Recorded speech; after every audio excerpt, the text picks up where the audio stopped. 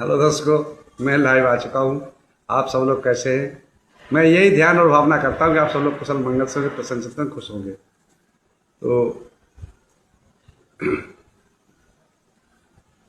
Hello दर्शकों, मैं live आ चुका हूँ। हेलो दर्शकों, कैसे हो? मैं अब लाइव आ चुका हूँ। कुशल मंगल खुश रहो सभी, मैं यही भावना करता हूँ।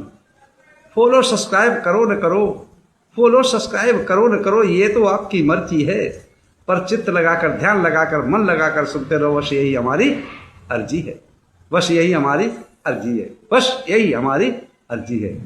तो आइए चलते हैं नित्य प्रति तरफ। जैसा कि हमारा दंपति के गाथाओं का पाठ चल रहा है, तो पंडित वक्त समाप्त हो चुका है, अब अरहत वक्त चल रहा है। चलते हैं दंपति की तरफ। अरहत वज्ञ की गाथा दूसरी, जो पहली गाथा मैंने कल सुनाई थी, आज कल सुनाई थी ना। अरहत वज्ञ की गाथा दूसरी, जो धमपद में 91 होती है, 91। अरहत वज्ञ की गाथा दूसरी, जो धमपद में 91 होती है। ज्ञानवान स्मृतिमान में मोह की भावना नहीं होती है, मोह की भावना नहीं होती है। सुख मोक्ष को चाहने वाले, सुख और मोक्ष को चाहने वाले हमेशा अनित्य भावना में रहते हैं। सुख मोक्ष को चाहने वाले हमेशा अनित्य भावना में रहते हैं। शील समाधि प्रज्ञा में रमण करके वो निर्वाण के गामी होते हैं, वो निर्वाण के गामी होते हैं। चलते हैं। जैसा कि किस समय की घटना है और कहाँ पे तथागत सम्यक संबुद्ध शास्त्रा ने, अरहत ने, शाक्य मुनि ने, सम्यक संबुद्ध ने इस गाथा को कहा है, 91 गाथा को 91, जो पंडित वक्त की दूसरी है, पहली है, दूसरी है। तो किस समय की वाक्या है, कहाँ पे कहा है, किस समय, किसके उद्देश्य पे कहा है, उस आख्यान पे चलते हैं, उस कहानी पर चलते हैं, उस घटना पर चलते हैं। एवं में सुतंग एकं समयं भगवा वेणुवने विहरते राजगृह। ऐसा मैंने सुना, एक समय तथागत सम्यक संबुद्ध राजगृह के वेणुवनावरण में विहर रहे थे। तो बहुत सा भिक्षु संघ उनके साथ में वर्षावास व्यतीत कर रहा था। और भिक्षुओं का नियम होता, चल भिक्षाचरण करना, अपना चारिका करना, कहीं निमंत्रण नहीं मिला था चारिका करना, और भोजन ले आके मिल बांट के खाना, है ना, और ध्यान भावना करना। कोई उपदेश, कोई उपासक आ गया, किसी ने कुछ क्वेश्चन कर दिया, प्रश्न कर दिया, सवाल कर दिया, तो उसका आंसर देना, यही कार्य होता है। सुख का मार्ग दिखाना, दुखों से मुक्ति कैसे होगी, ये बातों को बताना चल रहा था।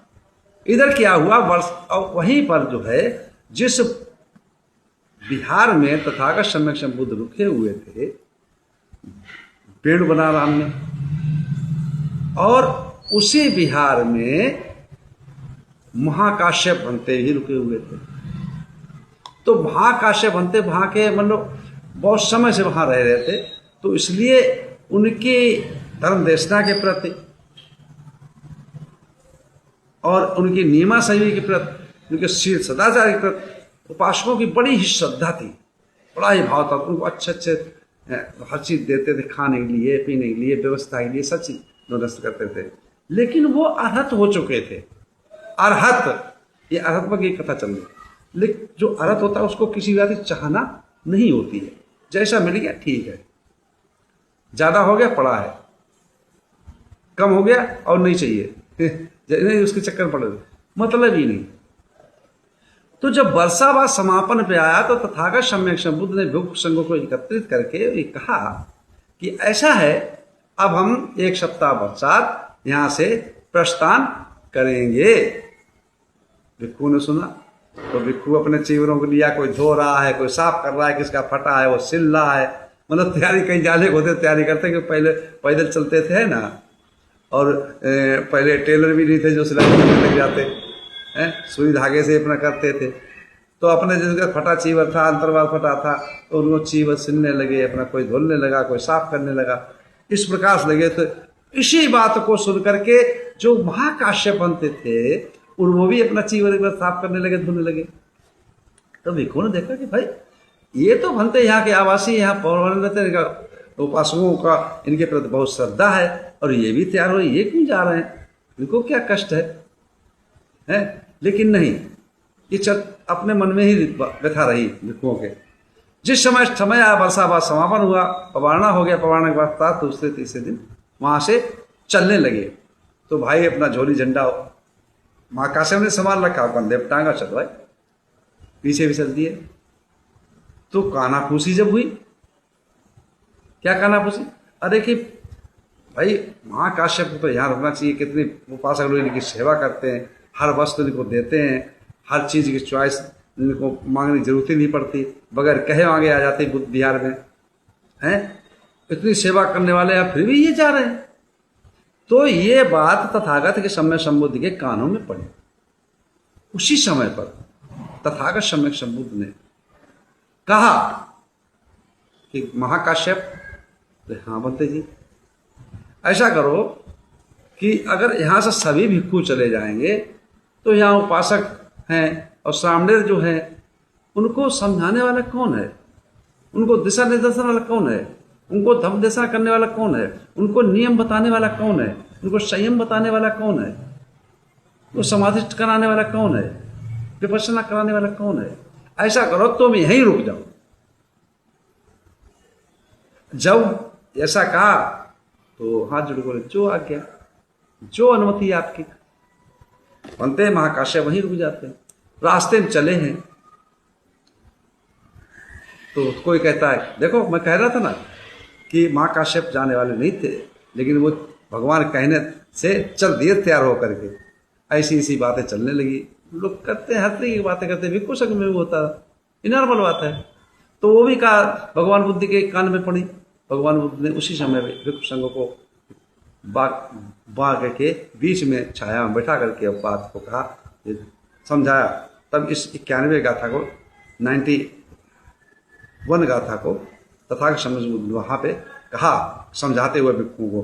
क्या कहा है तथागत सम्यक बुद्ध ने? आइए चलते हैं गाथा की तरफ। भाई देखो, आप लोग ये मत सोचना कि भंते जी हर गाथा याद है, ये नहीं, पूरी गाथा याद नहीं है, याद है लेकिन फिर भी उसमें मिस्टेक हो जाती है, तो इसलिए मैं देख के आप लोगों को समझ सकता हूं। अयुज्यन्ति सीतति मंतो न निकेते रमन्ति ते, हंसाव पल्ललं हित्वा ओकमोकं जयन्ति ते। अयुज्यन्ति सती मंतो न निकेते रमन्ति ते, हंसाव पल्ललं हित्वा ओकमोकं जयन्ति ते। क्या कहा कि जो स्मृतिमान है, जो ज्ञानवान है, जो ध्यानवान है, जो विपश्यनाचारी है, जो उद्योगरत है, मेहनत कश है, कल्याण मार्ग में जाने के लिए, सुख के मार्ग में जाने के लिए, प्रज्ञा के मार्ग जाने के लिए, निर्वाण को प्राप्त करने के लिए, तो उसके अंदर कभी भी वो ना तो घर की चॉइस करता कि ये मेरा घर है, मोह माया नहीं होता, त्याग देता इन चीजों।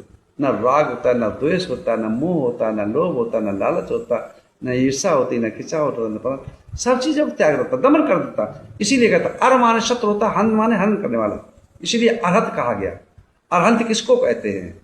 जिसने अपने मन के, चित्त के, माइंड के, दिमाग के जो दोष होते हैं, कौन से दोष होते हैं? दोष कौन से होते हैं?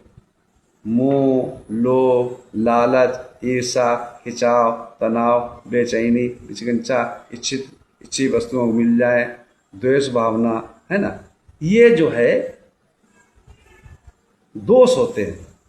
तो इनको जो मार देता है, अरहत माने अर माने शत्रु, ये शत्रु है, दुश्मन है। और हन माने हनन करने वाला, मारने वाला, जो इनको मार देता है तो वो पक्का अरहत होता है ना। तो ज्ञानवान जो निर्वाण को साक्षात्कार करना चाहता है, मोक्ष चाहना चाहता है, जन्म छुटकारा पाना चाहता है, तो वो इन बातों में कभी भी नहीं उलझता। उसको चॉइस नहीं होती, न घर की, न आवास की, न बिहार की, न झोपड़ी की, न झुग्गी की, न किसी पेड़ के मेड़ा पे रहे वहीं रहूं, ऐसी कोई भावना नहीं होती। और ये मेरे शिष्य के अंदर, मेरे पुत्र के अंदर, भगवान बुद्ध अपने शिष्यों को पुत्र भी कहा करते थे, ये मेरे पुत्र महाकाश्यप के अंदर बिल्कुल भी किंच मात्र भी नहीं है कि मैं इसी जगह पे रहूं। तो भिक्षुओं को ये उपदेश दिया है 98 गाथा में, 91वीं गाथा में दंपति की, और अरहत वर्ग की दूसरी गाथा में। तो ये आप लोगों को, भिक्षुओं को भी चाहिए कि अपना, किसी का अगर कल्याण नहीं करते तो अपना कल्याण साधें, अपने मुक्ति को मार्ग देखें, अपना सुख प्राप्त करें। और शीलवान कोई भी हो, जो व्यक्ति शीलवान होता वो कहीं भी जाए, दुनिया में कहीं भी चला जाए। शील पालन के बहुत लक्षण होते हैं। पहले एक ही लक्षण समझ लो, शील पालन वाले को एक ही लक्षण सबसे फर्स्ट प्रथम ये होता है कि वो दुनिया के किसी भी कोने में चला जाए तो पहले नंबर पर उसको कहीं भी भूखे रहने की जरूरत नहीं होती, भूखा नहीं रहना पड़ता है। नाना प्रकार की वस्तुएं खाने को मिलती हैं, अनन्य प्रकार के। शीलवान पुरुष को इसी साथ मैं अपनी वाणी बता देता हूँ। आप सब लोग मंगल हो, कल्याण हो, सुखी जीवन हो, निरोगी काया हो, दुख दूर हो जाए, सुख से वास करो, हमेशा प्रसन्न हो। आप सब लोग मंगल हो, मंगल हो, मंगल हो, कल्याण हो।